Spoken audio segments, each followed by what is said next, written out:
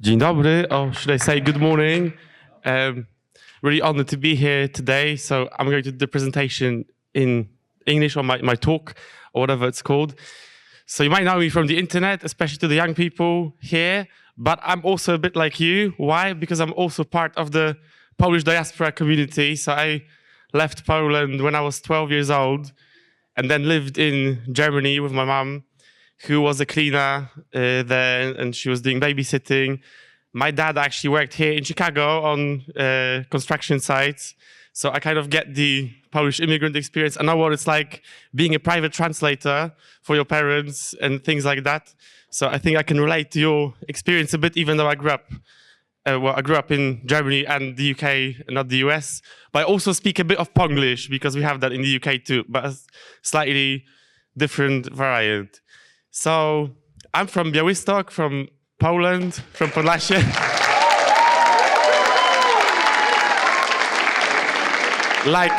Probably 50% of the people in this room have roots in Podlasia. So yeah, and probably a lot of people in America think that Moniki is Poland's capital. But yeah, so I'm really honored to be here today because I'm going to talk about my experience, my education, and I feel like especially my dad, who worked on construction sites here, would be really proud that I'm here to do this. So let me tell you a bit more about my journey. So I left Poland when I was 12 years old after my dad passed away. Then I studied in Germany. I learned German by just simply being in the environment, by going to school there, which was a bit difficult at the beginning. But then I've learned German pretty much like a native speaker. And then when I was 18, I left to study in the UK. So I did my secondary education there and I went to university there.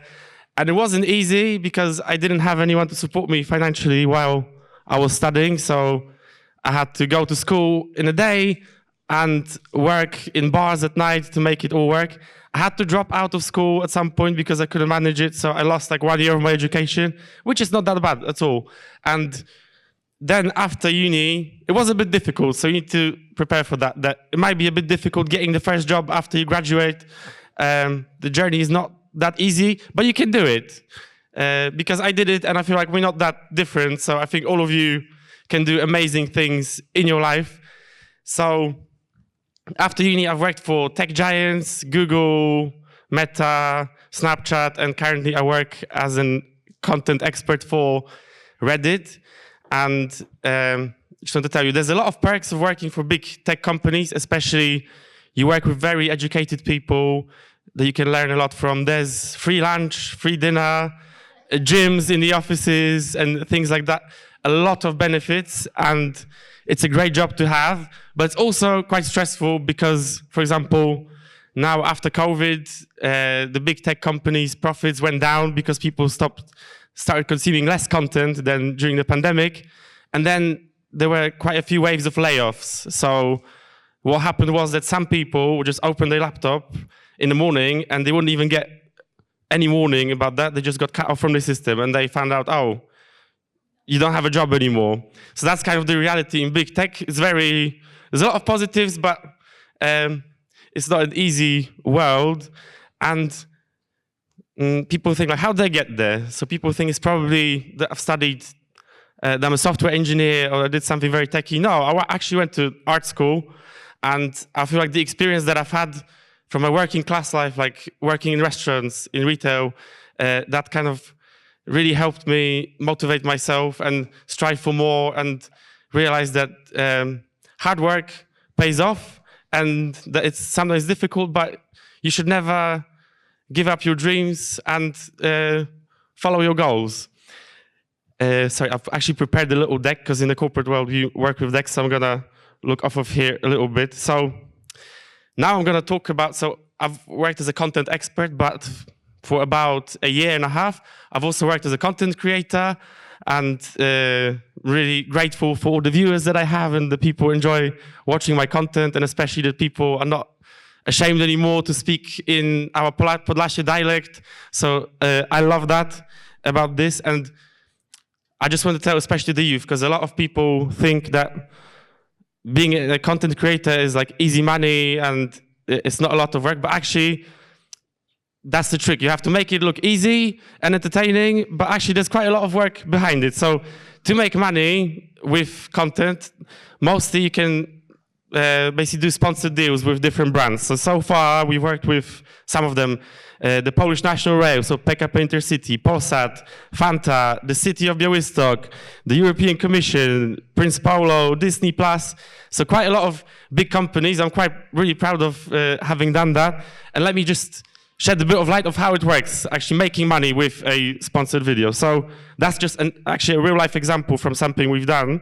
So in February, we started the communication with the client. So they make a request like, oh, can you do this ad? Then we start the negotiation process, coming up with concepts, etc.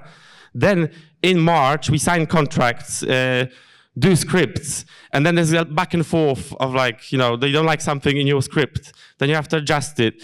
Sometimes you get sent like a 60-page contract that you have to read because you don't want to sign something. That's also like a really good tip, to never sign something, a contract that you haven't read. And then in April, how many emails? In April, we exchanged 50 emails with the client, and with every email, there's like a task connected to it. So it's actually quite a lot of work. Then in May, you actually film the video and edit it and post it. And in June, you get your money for that. So to make one video happen and get paid for it, sometimes the work can drag from February until June. So I know it looks really easy, but it's not necessarily that easy. But I think, yeah, you should never give up on something just because it's hard work, because when you've accomplished that hard work and you've done it yourself, you can be really proud of yourself. That's what I always think. Thank you.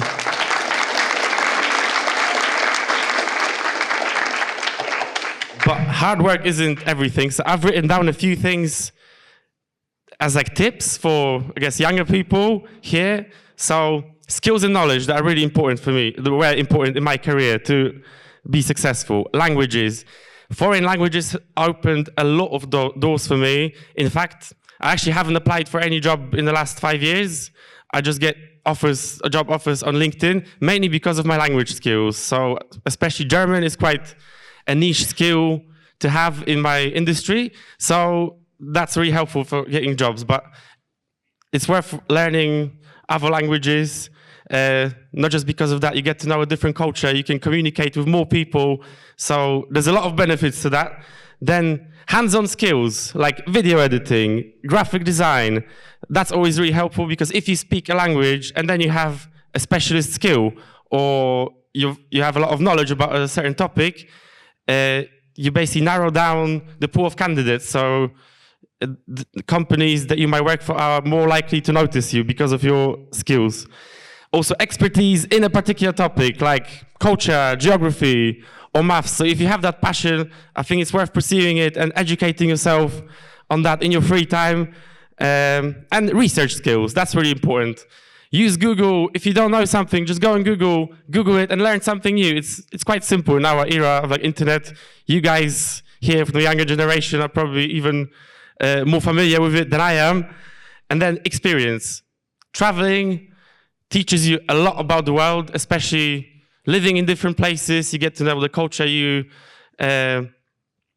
get less scared of the world, and you're more confident. And actually, the most beautiful thing about traveling for me is that you realize that people all over the world are actually really similar, and that we have a lot more in common than what divides us. Other experience, like working in hospitality or retail, I feel like it should be like military service. Everyone should go work at a restaurant for 2 months to actually realize how much hard work there is behind it, and to respect people who do those jobs, and kind of learn about hard work and being humble. So that was a big lesson for me, working in hospitality. But also other stuff that I've done at uni have really paid off. For example, I went to dance classes, and that was just a hobby. But actually the first job that I got at Instagram was because I made dance videos myself. And then that actually was like relevant experience for that job in my interview. Or working at a farm, because I did work at a farm when I was a kid, at a chicken farm. So why is that relevant? For example, when I worked for Facebook or Reddit, I know a bit about chickens and about farming, so I can curate content. I can find creators who do that kind of content. I know a bit about the subject. And then I've got a few tips for you as well. First of all, be yourself, because we're all unique and we're all great. We're all different, but it's really important to just be your authentic self. And then the second one, believe in yourself, because if you don't believe in yourself, nobody else will, especially when it's difficult and when we fail. That's the moment when it's even more important to be your own biggest fan and supporter. Because even if you don't have that support, because some people, for example, I had 2 wonderful parents, some people don't have parents at all, and some people might not have the support, but you might find it in different circles, like your friends. But even if you're alone, never stop believing in you. Right, third one, don't be afraid to fail. We all fail. I had a lot of failures throughout my career. As I said, I did have to drop out of school because I couldn't manage it financially. Did I give up on education after that? No, I started a different school from September. So even if you have moments in your life where it's really difficult and you want to give up, we all make mistakes, and it's okay to fail because we're not perfect. And actually, I feel like I've learned the most from the failures in my career and from the mistakes that I've made. Then another one, that's kind of like cheesy, but live and let live. So that's my philosophy. From working for those big tech companies, I've worked with people from around the world, from all sorts of different religions, backgrounds, etc. And I've learned that I can be proud of my own religion, my own background, like my Polish or Podlasia background, but I can also support people doing the same thing about their own culture or their own religion. So I really respect other people's traditions, and I feel like they, in return, then respect mine, or like my way of life. And also another thing that's really important is to help. So there were a lot of people in my career who have given me chances where I had no experience. For example, my friend, I've never been a social media manager before, and he gave me the first job in social media where we were promoting concerts in London. And actually, because of that job, because I've had that on my CV, I didn't get paid much for that job either. I got the job at Google because they saw that I have experience in the music industry, because I was a content expert for the Polish market, and I was basically making playlists, so I did have a bit of musical knowledge. And now in my adult life, I've kind of established myself a bit, and I'm trying to involve as many young people as possible in the work that I do.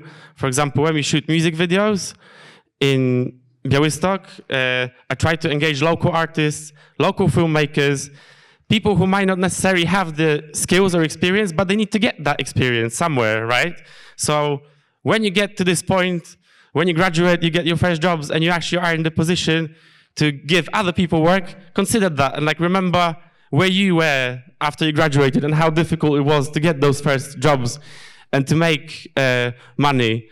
Yeah, and another thing about social media, so there are a lot of positive sides, like it connects us in many ways. Like I have a platform, I don't need like a radio station or TV to publish my films. I can just do that independently, and you guys can all watch that or not.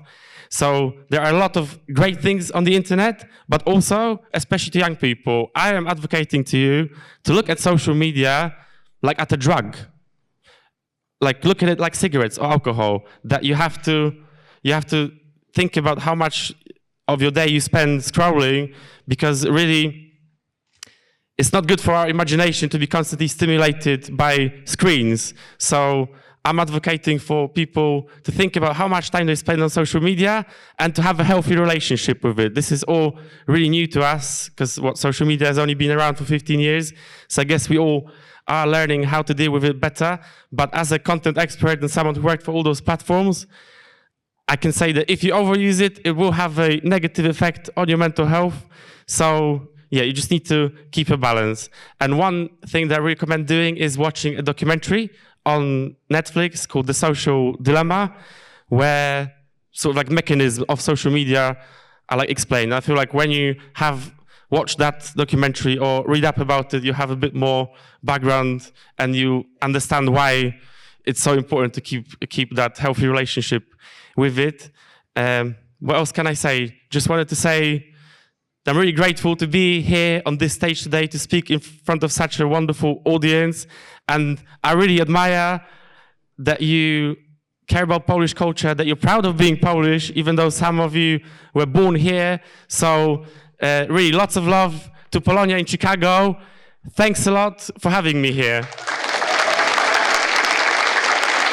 Karol, podoba się dla ciebie w Chicago? Oh yeah.